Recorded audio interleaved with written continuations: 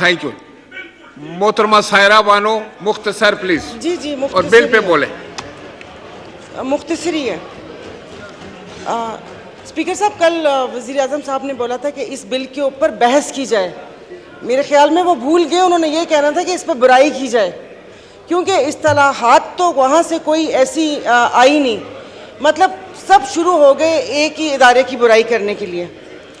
और पूछना ये था कि क्या मुफ्त और फौरी इंसाफ की ज़रूरत सिर्फ अशराफिया को है? मेरा कल भी यही सवाल था, आज भी यही सवाल है कि इन 75 सालों में अवाम का तो कोई ख्याल आया ना।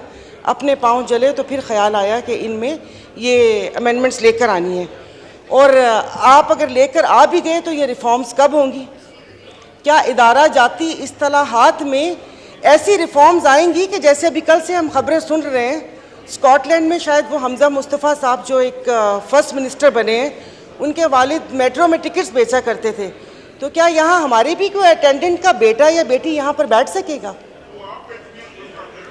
तो और दूसरा, जो आपने अमेंडमेंट्स का जो अभी बात में कर रही थी कि सर ये जो बिल अगर इन्होंने खुद बनाया, किसी ने बनाकर नहीं दिया, तो इसके पैराग्राफ की जो आइन का आर्टिकल 191 है वो ये कहता है कि आइन और कानून के ताबे सुप्रीम कोर्ट अदालत के अमल और तरीक़ेकार को रेगुलेट करने के लिए कवानीन बनाएगी।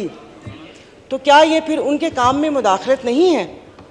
तो ये सुप्रीम कोर्ट का खुद का हक है ना कि वो अपने वो रूल्स बनाए। ये आप या असेंबली डिसाइड करती है ना कि क्वेश्चन आवर कब होगा, कॉलिंग अटेंशन कब होगा, प्राइवेट मेंबर डे कब होगा, या फिर जैसे फिर आपका इख्तियार भी ख़त्म और 10 सीनियर वजीर यहाँ पर बैठ के इसको बोलने देना या इसको नहीं बोलने देना। तो ये कुछ चीज़ें वाज़ेह नहीं है। अगर एक सेक्रेटरी समरी भेजता है चीफ सेक्रेटरी को, तो वो मतलब उस पर एतराज़ नहीं लगाएगा, वो उसको एज इट इज़ भेजेगा। तो ये 2-3 सवालात हैं। तो अदालत के जजों के आपस के इख्तलाफ का फ़ायदा ना उठाएं और उनको अपना काम करने दें, और जो काम करने वाला है आवाम के लिए वो करें। लाइनों में उनको आटे की लाइनों में मरने के लिए ना छोड़ें। ओके, थैंक यू, आपका पॉइंट आ गया। Thank you. मोहतरमा सायरा बानो मुख्तसर प्लीज। जी जी और बिल पे बोले। मुख्तसरी है। स्पीकर साहब, कल वज़ीर आज़म साहब ने बोला था कि इस बिल के ऊपर बहस की जाए। मेरे ख्याल में वो भूल गए, उन्होंने ये कहना था कि इस पर बुराई की जाए, क्योंकि इस्तिलाहात तो वहाँ से कोई ऐसी आई नहीं।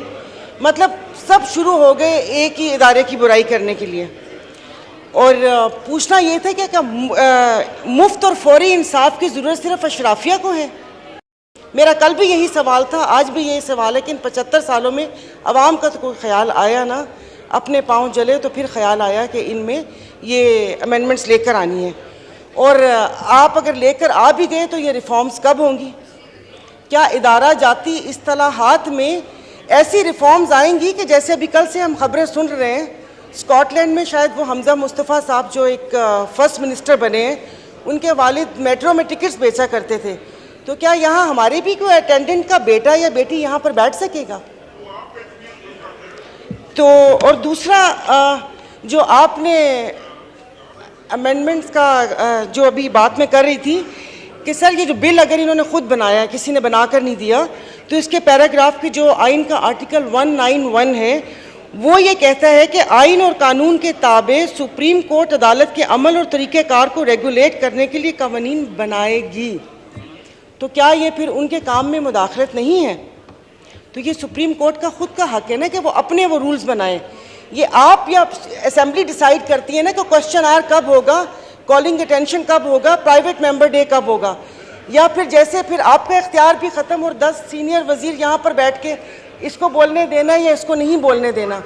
तो ये कुछ चीज़ें वाज़ेह नहीं है। अगर एक सेक्रेटरी समरी भेजता है चीफ सेक्रेटरी को, तो वो मतलब उस पर एतराज़ नहीं लगाएगा, वो उसको एज इट इज़ भेजेगा। तो ये 2-3 सवालात हैं। तो अदालत के जजों के आपस के इख्तलाफ का फ़ायदा ना उठाएं और उनको अपना काम करने दें, और जो काम करने वाला है आवाम के लिए वो करें। लाइनों में उनको आटे की लाइनों में मरने के लिए ना छोड़ें। ओके, थैंक यू, आपका पॉइंट